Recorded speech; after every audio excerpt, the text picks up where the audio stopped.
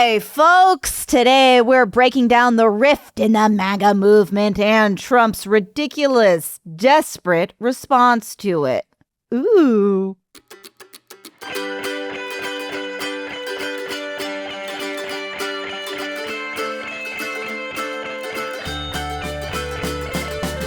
Oh, hello, and welcome back to Even More News, the first and only news podcast. My name is Katy Stoll. Yes, it is. Pew, pew, pew, pew, pew. Hi, Katy. I'm Cody Johnston.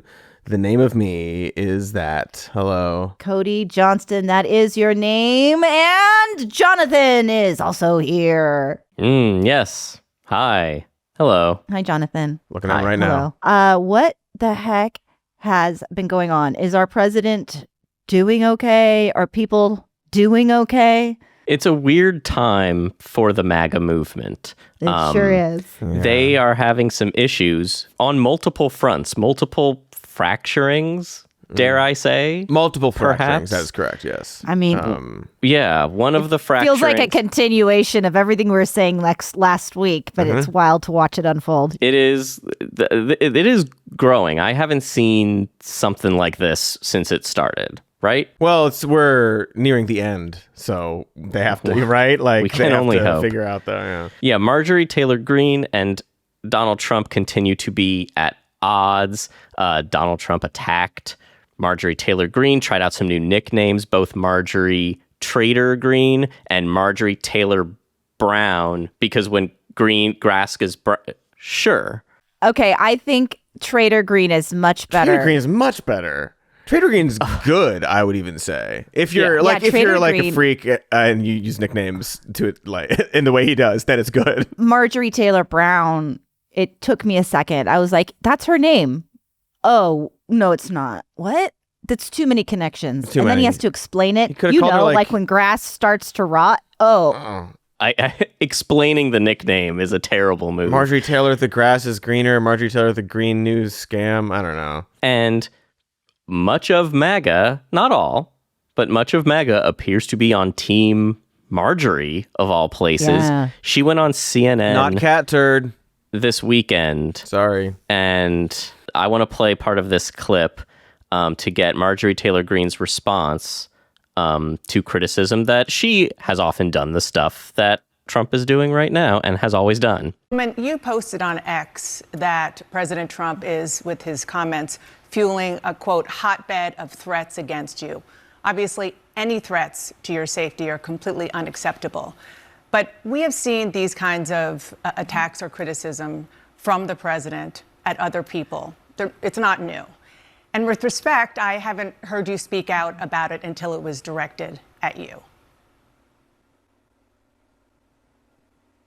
Dana, I think that's fair criticism. And I would like to say humbly, I'm sorry for taking part in the toxic politics. It's very bad for our country. And it's been something I've thought about a lot, especially since Charlie Kirk was assassinated, is that I'm only responsible for myself and my own words and actions.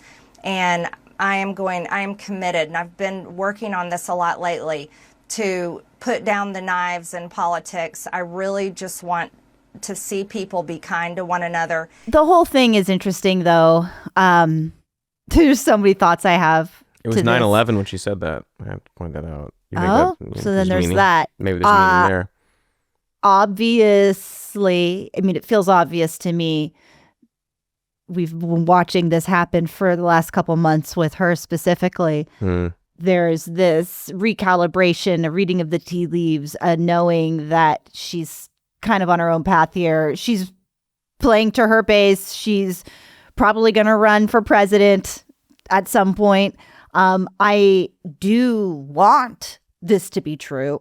I do want there to be a recognition of the toxicity that has been spewed and continues to be spewed all the time. The knives have been out for years. I don't believe that she's sincerely sorry in any capacity. I think that she's rehabilitating her image or something. I don't know. Wild to see, though. I think it's a combination of things. I think that there's probably a kernel of truth to like she knows she's not like confused like, oh wow, Donald Trump's mean to people. She's knowingly participated in this. She's knowing she's participated in it. And there might be a kernel there of like, oh, now that I'm on the other side of it, it sucks. But it really just seems very, very opportunistic and self-serving. Even the way she says it, I'm like, Marjorie, I don't really believe what you're saying right now. I mean, the way she's presenting it is Charlie Kirk got assassinated, and then I had this moment where I realized the political rhetoric has gone too far. That's her explanation for why she's a different person now, why she's a pod person now. I don't know that I believe that. But if the Charlie Kirk assassination is the thing that brings down MAGA, narratively, that works. Right? Like does it make sense what I'm saying? That it has an irony to it and is interesting if that event is the actual thing that really made Marjorie Taylor Greene rethink her public persona, her position on everything. Oh yeah, if it can get that bad, maybe I do need to like think about this long and hard. I would love that to be true. I would love that. Love is a strong word because what a horrific situation we all find ourselves in. But the part of me that wants to believe in human decency and growth would say like, yeah, it makes sense. It should be a wake up call for everybody about the effects of this kind of rhetoric and treating each other this way. The lack of kindness. I'm glad that she used that specific word, I guess.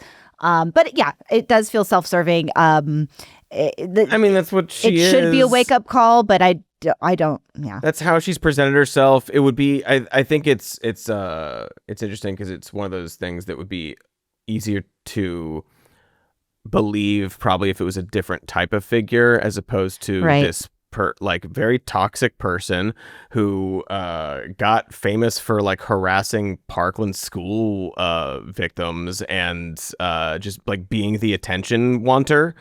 And if it was just like a normal Republican, is like this, we've gone too far. Like I can't anymore. Mm-hmm. Like obviously I was doing this because it benefited me, but like it's bad now. But somebody like her, I don't know about that. And we've talked about this the past week or so, but like, I think there is some math there. Like maybe 1% of her is like, that was bad. And I hate it when it's at me. I don't like when at me. It's that Republican thing. We're like, oh, I believe in gay rights now because of my gay child. Like it's just that sort of Republican thing that happens. And it's like, okay, welcome aboard, I guess. But we can't say welcome aboard to Marjorie Taylor Greene because she, of all of her opinions and actions. Yeah, her opinions and actions. How could you possibly trust that woman?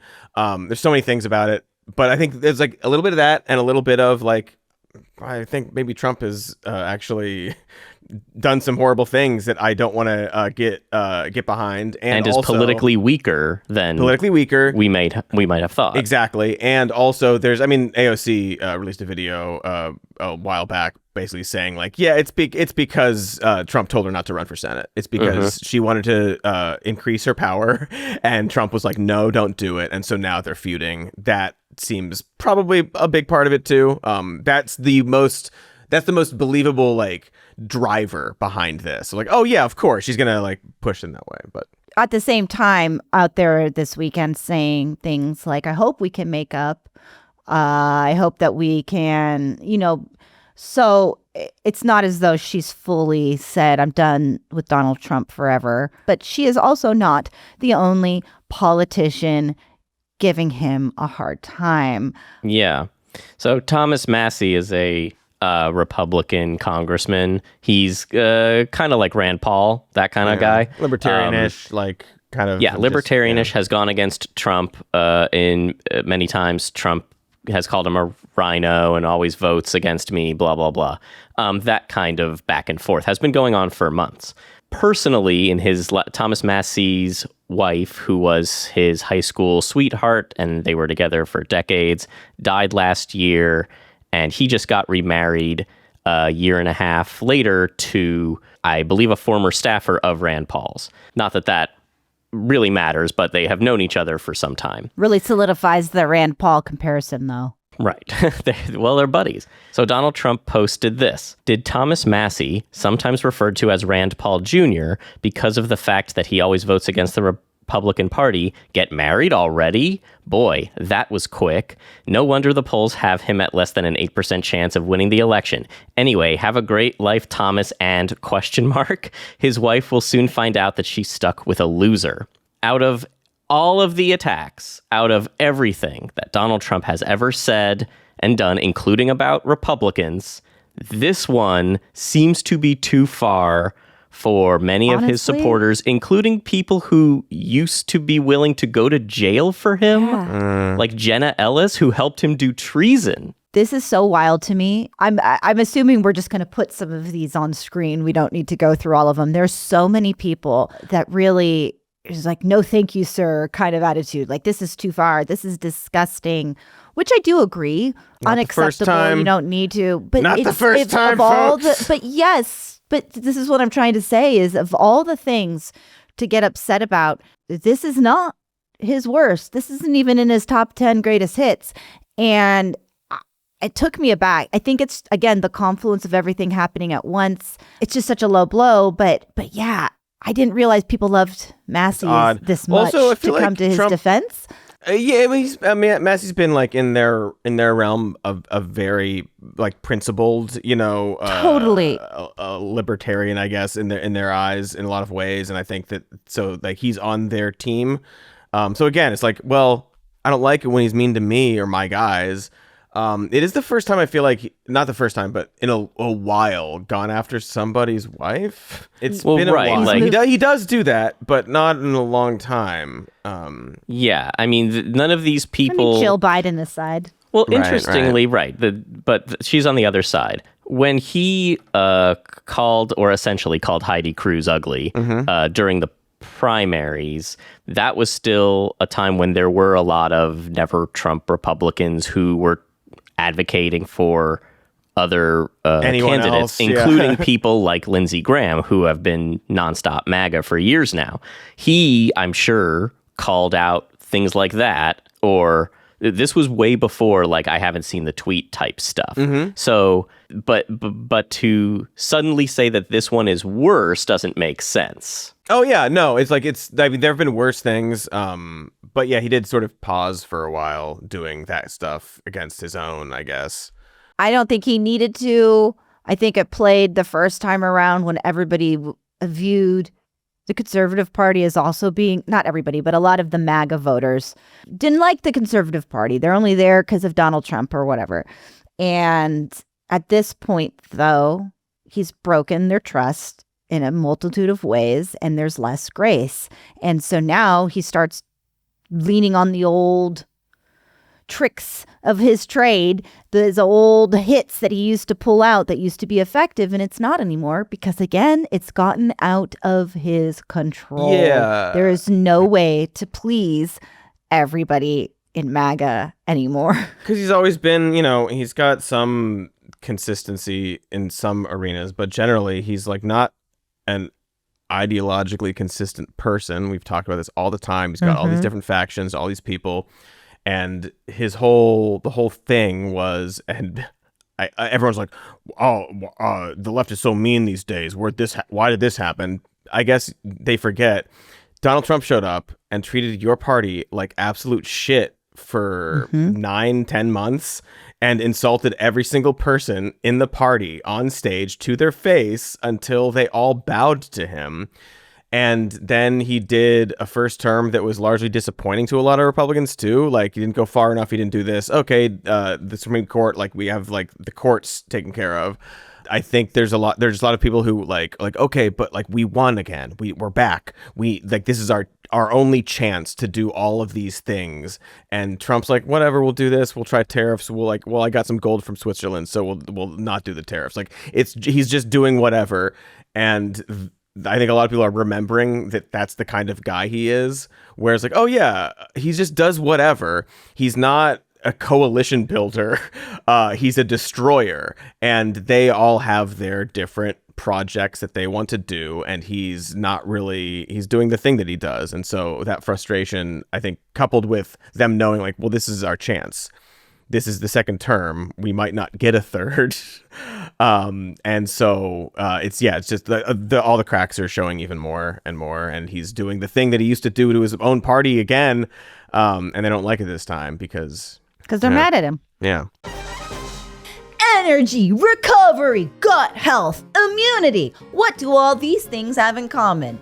That's right. They're Wolverine's superpowers. That guy notably had a crazy efficient digestive system. And I've been achieving Wolverine levels of gut health recently with cowboy colostrum. It's often called liquid gold because it's the first milk that mammals produce after birth. Colostrum is what gives all those baby Wolverines the growth compounds and nutrients that our bodies still crave today. And cowboy colostrum is never diluted, always sourced from grass-fed cows, and most importantly, ethically harvested after the baby calf future Wolverines have had their fill. I feel good enough to go through an adamantium transformation. But Canada is really cold this time of year. Plus, it's so easy to drink. I mix it in my morning coffee, but you can put it in milk or a smoothie or, whatever Wolverine drinks. I don't think that is addressed in canon specifically. We don't know. For a limited time, our audience gets 25% off your entire order. Just head to cowboycolostrum.com and use code SMN at checkout. That's 25% off when you use code SMN at cowboycolostrum.com. After you purchase, they're going to ask you where you heard about them. Please support our show. Tell them that we sent ya. Buddy. Thank you. I've been a little interested in kind of the vibe shift of some of the boosters, some of the people who no longer believe they'll be in power forever. I don't know if you saw this Mike Cernovich tweet. No, he blocked me years ago. I've never seen it. I did not see it. Yeah. He posted, during a recent visit in D.C., the talk of everyone was how overt the corruption was. It's at levels you read about in history books, in nearly every department. Lots of, quote, do people just think Democrats will never win and they'll all get away with this? Ooh. That's an interesting thing to admit. From him, yeah. Because the corruption is at extremely high levels. It is to the point where most people can't deny it, right? Where James Comer is saying, well, at least they're admitting it. Where Ann Coulter is saying, this is obviously the most corrupt administration ever, but I'm okay with it as long as we do the racist stuff I like. Like, it's undeniable. It's undeniable to us who he's been for so long. Right. It is hard to watch people seem to recognize the truth of who he is personally. Even if it's in a small way, even if Catturd's still not on board, right? It's not enough to say that this is the end of MAGA, even if Evan Kilgore is like MAGA is dead. Well, it's interesting because they are realizing it seems like they're still trying to distance themselves from the whole thing and their party and the project and the whole movement from what they're realizing was, oh, he's a corrupt man. He's a corrupt, lying swindler who only believes in himself and cares about himself. Maybe they'll get there someday, but the truth is okay, so he is, right? And this whole movement formed around him. So take that new knowledge about him and pull back and examine the movement through that lens. But they can't do that yet, obviously, for some reasons. But this Cernovich being yeah, this is so corrupt, but I'm not, and we're honest brokers in this whole project. Is just interesting to see them. They're dipping their toe in of oh yeah, he is a bit of a con man, it seems. And the hope is that they again take it that step further, but the Ann Coulter of the world say yeah, he sucks, we don't like him, he's crass, he's this, but he's doing the racism enough. So I can't see the future, but to me this timeline seems about right, of people realizing towing the lines of dissent, starting to say stuff like that. I do believe that more and more people will start to admit that. It's going to take a long time for the Catturds if they ever get there. Matt Walsh also. But you know. Important to remember. Yep, Matt Walsh also. All of them. Nick Fuentes, that's not as surprising. He is obviously so... He wants the power. He wants to be the guy. Further extreme than MAGA even. But let's be clear, they're not just realizing any of this. They've known it the whole time because we've known it the whole time. They've chosen to align with him, just like Ann Coulter said. It's like, well, because he's doing the stuff we want to do. The problem is that now he's not really quite doing it to the extent that they want to do it. And so now they're going to start to notice the corruption, etc. And I think it was Jonathan's point, which I'd started to respond to. It's like, you don't think it's the end of MAGA. I don't either. I just think MAGA has changed and fractured to the point where it's out of his control. Yeah. It's what he said in that clip we watched. Beyond him. Last week, where he's like, I am MAGA. I made it up. I came up with MAGA. You can't do MAGA. You can't do MAGA without me. Well, right. And like, they are starting to recognize that even if this movement is super powerful, which they're starting to realize it's not because of all the polling that says it's not, that he's not going to be around forever, that the chances that he will still be president somehow on January 21st, 2029 are looking slimmer than they did maybe a few months ago. And so they're like, I can come back to polite society, right? Mm-hmm. Like, you guys aren't going to give me something I can't take off. Like the hat, right? I can take off the hat, and we're all good. I'll just replace the hat. I won't even wear a hat. It's fine. No hat, America first. Who's going to argue with that? We like America. So it's this like testing of the waters of like, can I be a quote unquote normal Republican again, or is this stuff going to be like, are we tainted forever? Yeah, am I tainted with Trump forever? We should talk about Trump's about face on the Epstein files, supposedly. Yes. That's interesting, isn't it? Yeah, he has truth socialed that the House should vote to release the Epstein files. Like he said on Friday, like I said on Friday, the House should vote to release the Epstein files. I wasn't working behind the scenes for months trying to stop this from happening. But this potential snag is that he has also directed the Department of Justice to open an investigation into the Democrats, like Bill Clinton, etc., who might be implicated in these files that they have already said they've gone through and there's nothing else to do there. Yeah.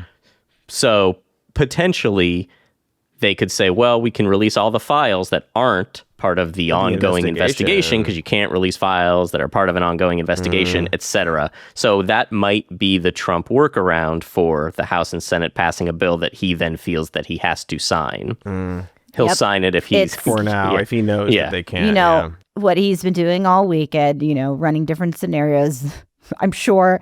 But yeah, you get to argue. Getting in the simulation room. Sorry, we can't. And then it's honestly the best and only move he has with this situation, as opposed to just vetoing something once it clears the House and the Senate. He now gets to say, it's got my full support, but I'm blaming the judges that won't allow me to release the it. activist judges won't let me release the files. And so I guess that's his best 5D chess move. The only explanation, again, for all of his behavior must be that he doesn't know what's in there. He's like, maybe there is nothing documenting me, but he knows he did something. He knows he did something. He knows there is evidence of that. But then how could he not know? How could he not His know? cronies have all of it. They told him. They told him he's in. I mean, there have been many times where Bondi and Patel have been asked, like, did you tell Trump that he's in the files? And they got so mad.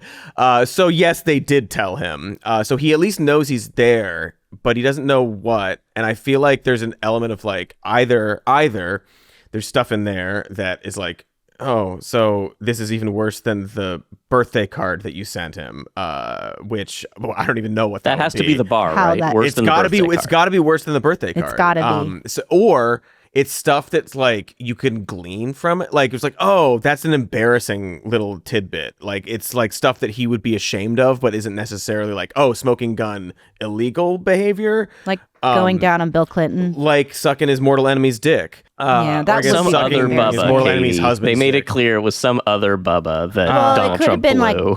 Oh, wow, Bubblegum yeah. Shrimp Company. He blew Yeah. a whole bunch of shellfish. He is just like he's giving all of these deals to the Bubba Gump Shrimp Company, so it's basically like he's filleting It's them. it's I mean, metaphorical. That is actually more believable than Bill Clinton. I mean, Clip it. Put it on social. I'm not gonna say that Donald Trump sucked Bill Clinton's dick. I'm gonna say that Jeff Epstein said that Donald Trump sucked Bill Jeff Epstein's brother, Mark. Well, said. I'm gonna Epstein's say brother that- Mark said he wasn't talking about that guy. All I'll say is It's clearly a joke. there's It's clearly a joke, folks. 0.5% chance, and I find it so. As a side note, I find it kind of upsetting that like the implication that like this is it, this is the thing. Well, no, he like probably raped young girls. I think that two adult men consensually sucking each other off is actually totally fine. Obviously, politically, it's hilarious if it's true because Right, it like would be. what an amazing. That's two presidents blowing each other. events. It's hilarious. I honestly couldn't But, have dreamed that one up. The idea that it would be like this is the thing. It's like no, man. There's just two men. They fucking having a good time. It's fine. Maybe Trump doesn't trust his cronies, because if you were Kash Patel or Pam Bondi and you did see something, maybe you wouldn't tell him and keep it as your ace in the hole. Maybe he, that's the problem of doing a fascist cronyist government, is you can't really trust them ultimately. Can't trust anybody. Loyalty is big to him, but everyone's loyalty has a breaking point. And if it's protect Donald Trump or go to jail, let's say, in several years, that's going to change things. They're all banking on, they have to be loyal now, so this guy will give them a pardon the day before he dies or stops being president. Right. But if he should drop dead somehow and it's President J.D. Vance, maybe J.D. Vance isn't quick to give those pardons and a bunch of people are in some deep shit. Yeah. Plus, his whole movement is imploding in real time, and people are turning on him, so he doesn't offer protection the way that he maybe did a few months ago. That's one. And I don't know if it's another Thomas Massie quote or the other, one of the other people speaking out about this over the weekend made a very clear point of Donald Trump will be out of office in a few years, and the rest of us have to deal with our political reality. And, They don't think about that very often, but they're going to have to they're start. starting to. Well, it dawned on them a so- couple weeks ago that people can still technically vote. Regardless of even what the Supreme Court does, people can still vote. And they want to, and they don't like, The one last thing I'll say is, you build this movement of sycophants that's all for show. People are hitching their wagon to his wagon, blah, blah, blah. But there's no loyalty. He is somebody that literally his own children shouldn't trust him.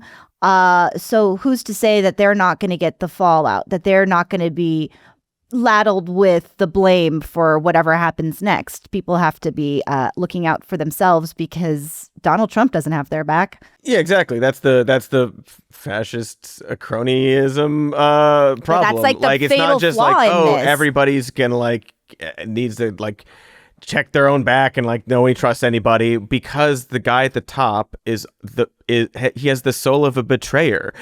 He's just an untrustworthy con man, and that trickles down. That's how it works. Yeah, So you can't exactly. trust His him. You can't whole trust anybody. deal. It's his entire fucking thing. So and yeah. you'd think it would. Some of them have to be thinking is there a way I can get him on a good day and ask him maybe to just do blanket pardons in advance? Maybe if I'm Kristi Noem and I'm just doing hugely corrupt crimes out in the open, I might be interested in that. If I'm, say, illegally attacking boats with fishermen on them in the middle of the ocean and breaking all kinds of American and international law is doing that. You'd hope that, your president would have your back in that. Like Vance must feel fine because he just gets to go and lie. Yep. Like he doesn't have to do the incredible crime breaking the way all these other people are doing them. He just gets to go on TV and lie and complain about liars. His worst case scenario is he gets to be an executive at a company in like 4 or 5 years or something, or go back to being a senator maybe. Yes, exactly. That's worst. Exactly. That's worst case. And he has no loyalty to anybody. Not even his own wife. His wife. Worst case scenario for him is a podcast, I guess. Yeah, yes, exactly. Honestly, for him personally, it's probably like one of the best case scenarios. He would love that. It's the best Yeah, case. he would love it. That's his dream. Come on the pod, JD. Isn't party. it weird how Nah. a bunch of people in government are like jealous of what we get to do? It's crazy. Every day, like when you see Patel or Vance co-host Charlie's still going podcast, you're like, man, this is all you want. Yeah, that's where they feel at home. Like, it's so funny. Quit then. Just don't do it. Just go do it. Like, If I was the deputy director of the FBI, say, I'd probably be like, man, it was way easier. Easier. Sit down, put up something, and talk about stuff. But you know For a while. what? That's way Go easier for than it. mine. Go Stop do making that. our job sound so easy. I cannot listen to your podcast. I can't not deal with you in the government. It's For the they're record, so this funny. is very That's- difficult work. I mean, sure. Especially for Jonathan. Much respect to Dan Bongino and Kash Patels of the world for their former. It must be way easier to be deputy director of the FBI than they were in the formerly hosting a trenches. podcast. And you can buy like Men Gun coffee. Use code MANGUN for 20% off. I'm drinking Man Gun coffee. Oh, is you it know good? who's I'm drinking Man drinking Gun Gun coffee. too. Gun Man. Donald Trump when he was hanging out with Bill Clinton. We should bring the couch stuff back too. Why not? Why not? Yeah. And I know we have to wrap up. Can I mention 2 pieces of semi-breaking news while we're Do here? it. Please do. The head of FEMA, David Richardson, has resigned. He's the guy who said he didn't know that the United States had a hurricane season. Hell yeah. Okay. We love Super that guy. qualified. He has resigned. Seems like he maybe was in over his head anyway. And a federal magistrate judge says they may have to dismiss the case against James Comey because the prosecutor, Lindsay Halligan, may have done some misconduct in the acquiring of the indictment. Of course she did. The number of blistering rulings in a blistering 24-page ruling. We're setting records for blistering rulings. Ow, my God, I'm they're all everywhere. blistered. That is so funny. I mean, not unexpected. It's the stuff that we'll see with a lot of things that Kash Patel is trying to do. A lot of the cases that Kash Patel is in charge of, probably going to get thrown out due to his misconduct and weird conduct online, tweeting about things that haven't even happened yet, and then tipping Wild. people off by your tweets. He's distracted sending security details to his girlfriend who lives in another state. I understand. It's a tough act to juggle. Cash. Buddy. Anyway, very, very funny. An unsurprising development about a case that the president demanded happen. No matter what, Yep. you gotta do this. Yep. Oh, you're not doing it? Well, I'll hire somebody who will. And then this someone is what who's happens. never done this before or presented to a grand jury and did, quote, fundamental and highly prejudicial misstatements of the law while talking to that grand jury.